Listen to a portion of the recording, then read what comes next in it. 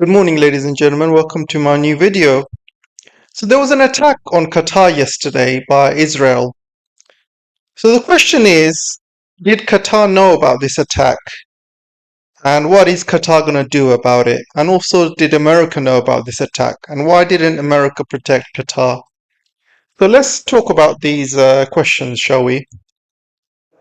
So yesterday's attack on Qatar was a big shock to the Gulf Arab states. These Gulf Arab states have been loyal servants to the United States and to Israel for years, many, many years.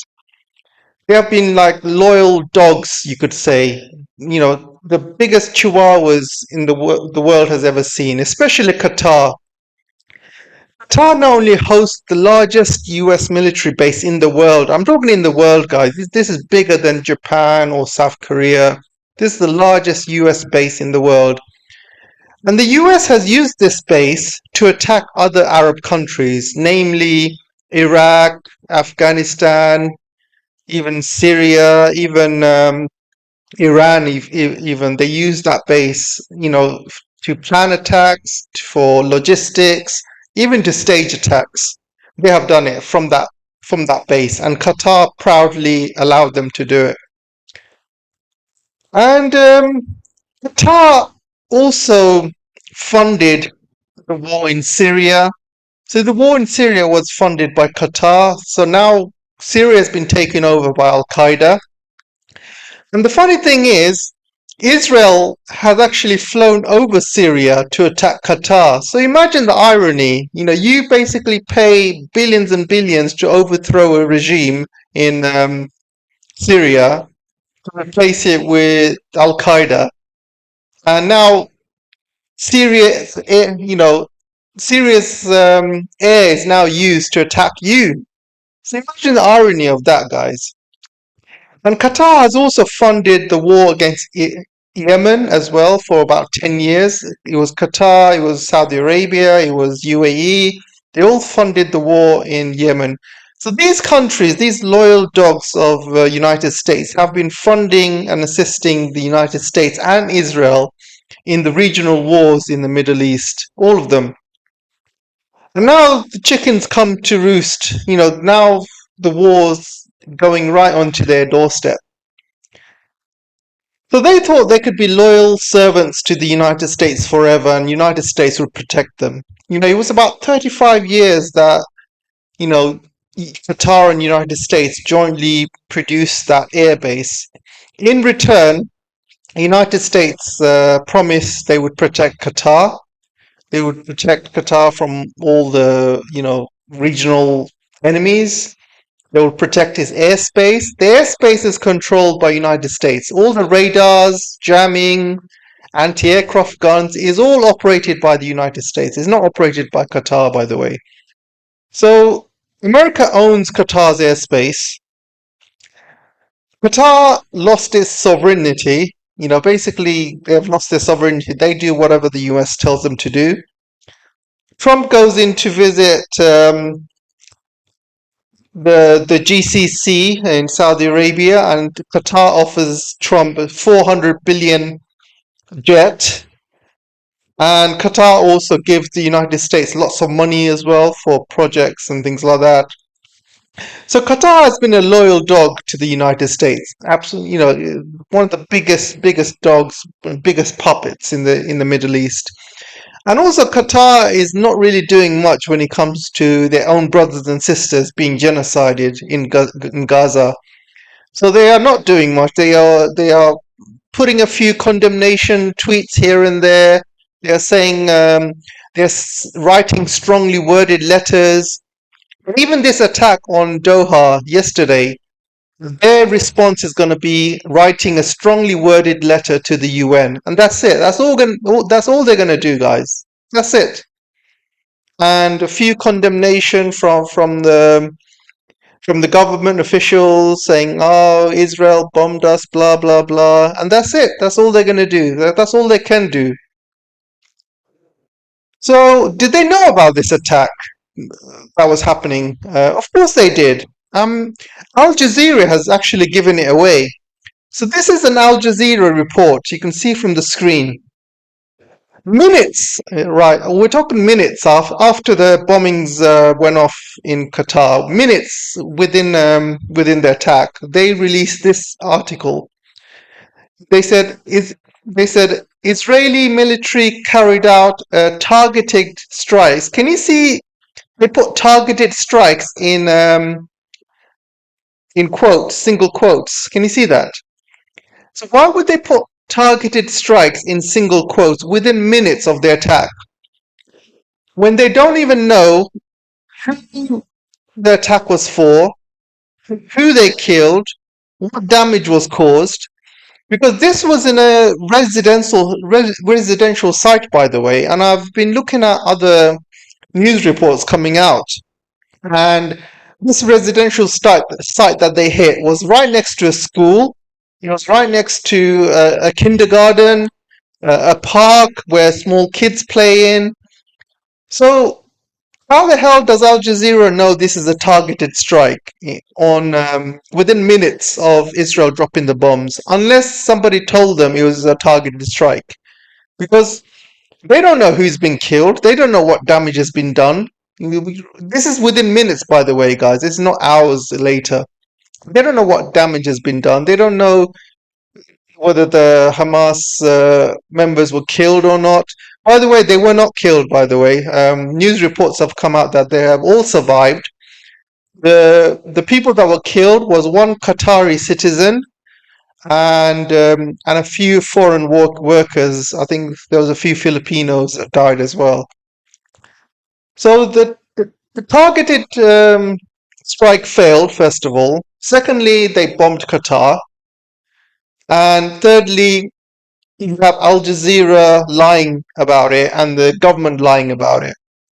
So of course they knew what was this was happening, guys. And let me tell you something. America has the largest air force or largest military base in Qatar.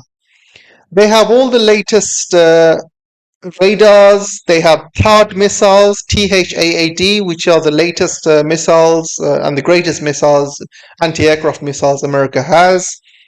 Uh, they, when Iran attacked Qatar in response from Qatar, Qatar airspace being used to attack Iran. So those anti-aircraft guns were activated and they took down Iranian missiles and drones and things like that. I think one or two hit, but most of them were taken down. So why were they completely silent this time? It was silent because America told Qatar, this attack is happening and there's nothing you can do about it. And and this is why all the radars were switched off, all the anti-aircraft was switched off. And you have Al Jazeera lying, saying it was a targeted attack. I mean, imagine this, guys. If you were, it doesn't matter what country you're from, but I'm from London. Imagine if somebody was dropping bombs in London and the BBC came out with an article saying these strikes were targeted strikes. I mean, wouldn't you think there's something fishy going on? Right? I mean, the first thing any reporter should do is we are under attack. These bombs are hitting London. We are under attack from Israel. Israel is dropping bombs on us. That would be the adequate response to a bombing attack. Not, don't worry, people. This is just a targeted strike. Don't worry. It's going to hit a few residential buildings near some schools. There might be collateral damage, but don't worry about it. These are targeted strikes by Israel, and this is going to happen normally now. This is going to be brand new, normal. This is, we are basically puppets of the United States, so don't worry. They can do whatever they want to us, and we won't say anything. It's totally ridiculous. And any reporter, any decent reporter would say, we are under attack by Israel. Israel is a rogue state. This is a declaration of war. All these, they should be saying things like that, not using this kind of, pretty patter language. Israeli military carried out a targeted strike on Hamas, not to us. Oh, they didn't hit us. They didn't hit Qatar. They didn't hit Doha. They hit Hamas. I mean, Hamas is used as an excuse to hit every single country in the Middle East. Oh, you hit Tunisia. Oh, we hit Hamas. You hit Lebanon. Oh, we hit Hamas. Oh, you hit Syria. Oh, we hit Hamas. Hamas is like an excuse, right? Whatever you do, just blame Hamas. Oh, your cat pooed on our floor. Oh, blame Hamas. Anything, just blame Hamas.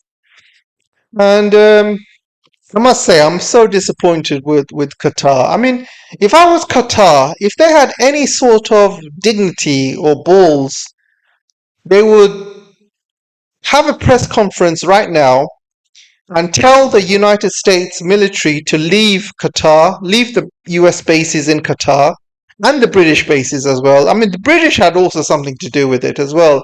The British, I mean, there's evidence online on Twitter that the British actually flew a refueling plane from Qatar. So it flew from Qatar, refueled Israeli jets. Then the Israeli jets bombed Qatar, and these refueling jets came back to Qatar to land. Can you imagine that? They left Qatar, refueled Israeli jets, and they came back to land in Qatar. These British these British spy planes were flying around Qatar as well. Of course, they knew Qatar, Israel was going to attack. So, so the bottom line is, America, if they have a US base in your country, they will protect you, blah, blah, blah. They will protect you from whoever attacks you, unless if you are Israel. If you are Israel, no, we're not gonna protect you. Let Israel do whatever it wants. Israel is our buddy. We are allied with Israel. Israel runs our Congress. Israel runs everything. We won't touch Israel. Israel can do whatever it wants. So that's the small print. Whenever you have a defense agreement with America, the small print says, we will protect you from everything except if it's Israel. Israel can come and bomb you. We won't touch them. We won't even protect you. That's the message that's being given out. So if Qatar had any source of dignity or balls, they would tell American troops to leave Qatar right now, because they are useless. What's the point of having an American base in Qatar if they can't protect you from Israel? What is the point? Who is the number one country attacking every single country in the Middle East right now? It's not Iran. It's not Saudi Arabia. It's Israel. Israel is the main threat in the Middle East.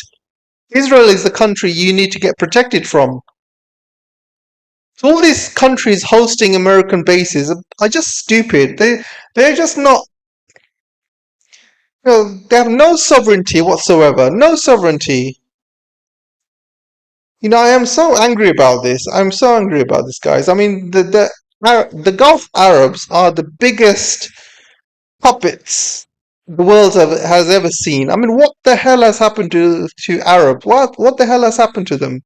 There's 2 billion Muslims in the world, and people asking the questions: why are Muslims not doing anything to help Palestine? Why are the Gulf countries not doing anything when their own brothers and sisters are being genocided? Why are they, why they do nothing? So here's your answer. This is why they're doing nothing. Because they're all a bunch of puppets and slaves. They are happy to drive around with the Lambos. They are happy to walk around with designer watches, designer shoes. They want to live in their lavish mansions. They want to spend. They want to go to America, go on these massive shopping sprees, buy whatever they want. But when it comes to helping their own brothers and sisters in Palestine, they do nothing. Absolutely nothing. There's a word for this in the English dictionary. It's called cuck. Cuck. This is what they are, guys. Absolutely embarrassing. Absolutely embarrassing from the Middle East, from Qatar. It's not just Qatar. There's many countries in the Middle East, Gulf states, which are, you know, which are absolute puppets to the United States and to Israel. We're talking Qatar. We're talking Bahrain, even Saudi Arabia. There's also parts of Iraq as well. Not all of Iraq, but parts of Iraq. There's obviously Syria right now. There's obviously Lebanon, not Hezbollah. I'm not talking about Hezbollah. Hezbollah is separate. Even Lebanon, bunch of puppets. Jordan, bunch of puppets. Every single Gulf country, just bunch of puppets. The only country that's standing up for Palestine right now is Yemen. Yemen is the only Middle Eastern country that is standing up to the United States, standing up to Israel, standing for their own brothers and sisters in Palestine. Well, the rest of the countries just sit there and watch. You can also add Egypt to that list as well. By the way, I forgot Egypt. But yeah, all of them. I mean, even Tunisia. A couple of days ago, there was a flotilla. Greta Thunberg, and there's about 40, 50 ships heading to Palestine to give them like baby formula and medicine and things like that. So these boats passed Tunisia, and one of the boats got attacked by an Israeli drone. And there's footage out there of showing this, flotilla get attacked by an Israeli drone, and the flotilla was under fire and stuff. And guess what the Tunisian government said? Tunisian government said, "Oh, there's no evidence there was any drones. The fire looks like it came out of a cigarette or something." When there's actual footage of some sort of rocket or some sort of missile hitting the boat, which caused the fire. Absolutely disgusting. The whole region is just run by Zionists and controlled by Zionists. I'm shocked, guys. I'm shocked. I mean, if all the Muslim countries stood together, Israel would have no chance whatsoever. And this attack on Qatar has shown that Israel is not going to stop. After Palestine is done and dusted, they're gonna come next for the rest of the countries. They're gonna come next for Lebanon, Syria, Egypt. They are looking for the greater Israel, guys.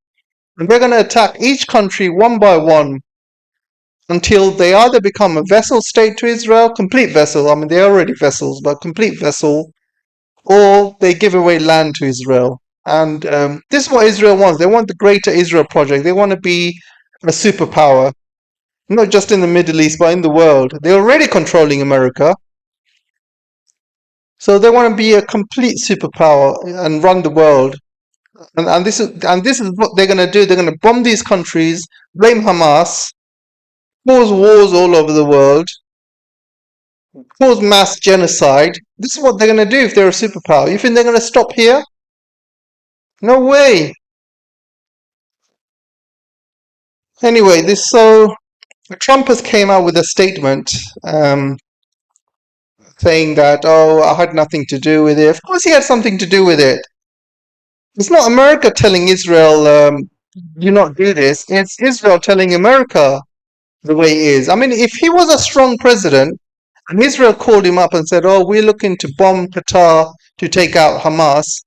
If he was a strong president, he would have said, no, no way, you are not doing that. Not over my dead body.